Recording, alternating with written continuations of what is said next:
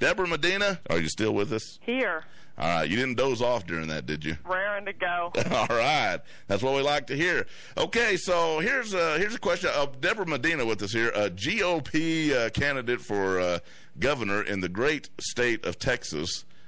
And she's traveling all over the state. She's on the phone with us now. And here's the big question I have for you. Do you think, I know you've weighed in on this alien transfer and exit program. And, of course, the Austin American-Statesman thinks it's no big deal, that we're making too much of it.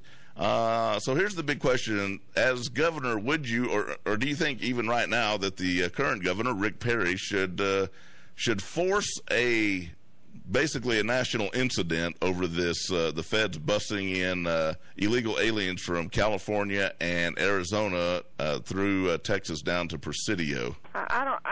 I don't know what you mean exactly by force a national incident, but there's no question in my mind that we should allocate all the resources necessary to support local law enforcement to secure and control that border. I guess what I'm saying is in conjunction with what you were saying before the break that, state sovereignty and those kind of things, should the governor basically go down there and block them from bringing in illegal aliens from other states and dropping them off at the bridge there in Presidio?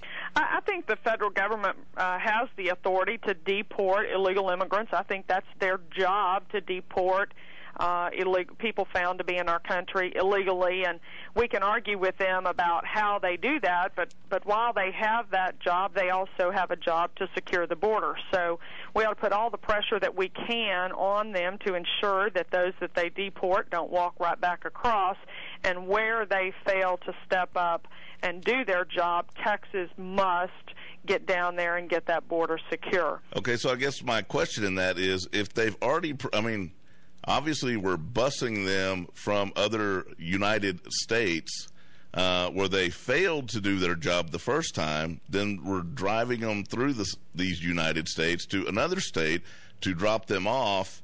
And the contingent is, and the governor said this yesterday in Midland, that, they're faced with 800 miles of Chihuahuan desert, to the west, or, 100 yards back the other way is Texas. Right.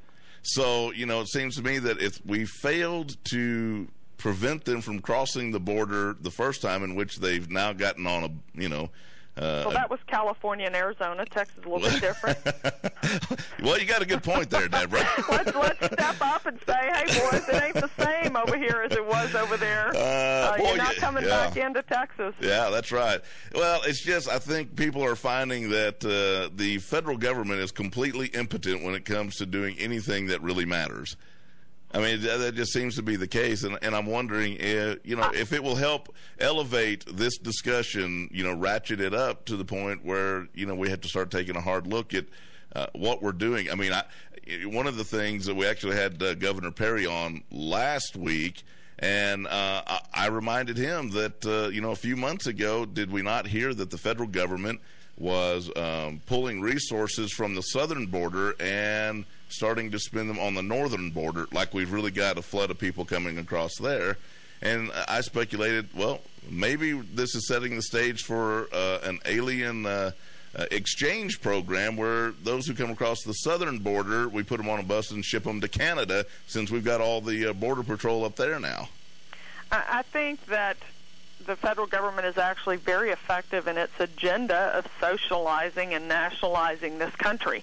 And the people of the country are going to have to stand up and fight, unlike we have fought maybe in the last 200 years. I hope it doesn't come to armed insurrection and revolution, but I believe that we must demonstrate that we mean what we say. And when we say to the federal government, we expect you to secure our border, and when you don't do that, we will do that.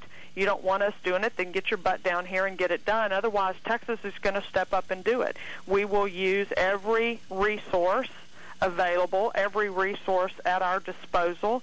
Where are the rangers that he sent to the border a couple of months ago when he needed points in the polls? Where's the state guard? Where are the calls for help, volunteers, U.S. Border Watch, Texas Border Volunteers. There are plenty of folks who would be willing to work in conjunction with local law enforcement to secure that border. There are 34 or 37,000 deportees that will be deported through Presidio in the coming months, 94 a day.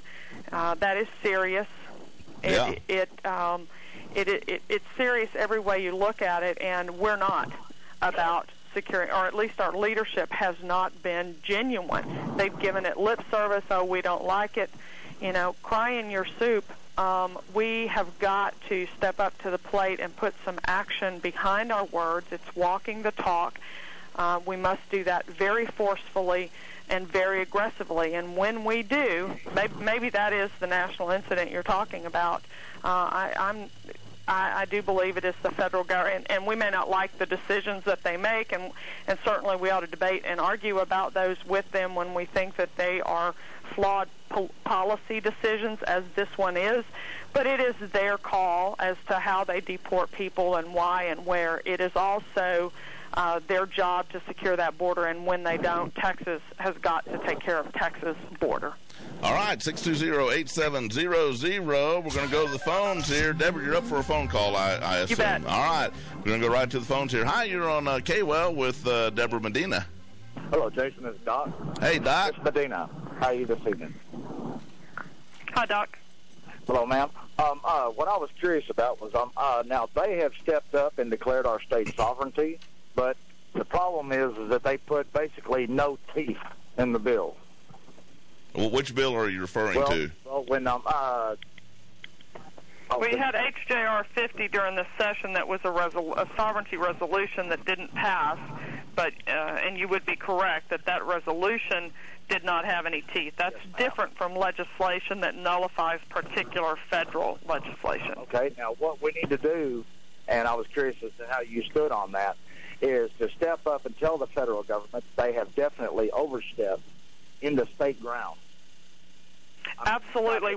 I issued a call to action on Sunday encouraging people to get on the phone as quickly as possible to start a conversation with your state rep and your state senators to call the governor and let the governor know that you want him to call a special session. The taxes associated with that national health plan begin to, provided that the plan passes and is signed into law this year as most anticipate it will be, the taxes begin coming due January of 2010, even though the quote-unquote benefits don't begin until 2013. Yeah, they got to get a head start on getting that money. We have got to move. We've got to move quickly. I hope that I hope that we can all facilitate legislation being drafted here in Texas, get the legislature ready to go, get the governor. We need to be rattling sabers all over Texas. You boys do this in Washington, D.C., we're ready for you. Come on, because we're going to call a session, we're going to nullify that legislation, and we are going to fight you every inch. Every inch. You are not coming any further into our state. We're going to not only stop you from taking another inch, we're going to start pushing back every place you've already overstepped, but not one more inch. And as long as we continue to give, they're going to continue to take. We need a hard line in the sand on this. We've got to have a special session here in Texas to nullify this before the taxes start coming out in January of 2010. We need our Attorney General fighting on our behalf in the federal courts. All right. Let's